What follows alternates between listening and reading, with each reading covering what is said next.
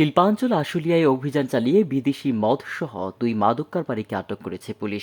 এ সময় তাদের কাছ থেকে ২ ধরনের ৩৫ বোতল মদ উদ্ধার করা হয়। সোমবার রাতে ঢাকা আরিচা মহাসড়কের আশুলিয়ার নবীনগর এলাকা থেকে তাদের আটক করা হয়।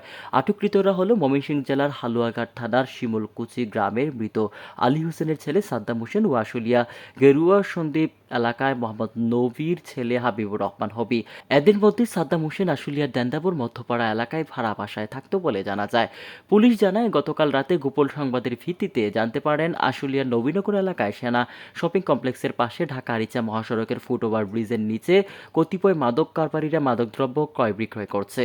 পরে এমন সংবাদের ভিত্তিতে অভিযান চালিয়ে দুজনকে আটক করা হয়। এ সময় তাদের হেফাজতে থাকা চটের বস্তা তল্লাশি করে ২ ধরনের ৩৫ বোতল বিদেশি মদ উদ্ধার করা হয়। আশুলিয়া থানার উপপরিদর্শক মাসুদ আল মামুন জানান, আটককৃত মাদক কারবারিদের বিরুদ্ধে মামলা দায়ের করা হয়েছে, সেই সাথে তাদেরকে আদালতে পাঠানোর প্রক্রিয়া চলছে।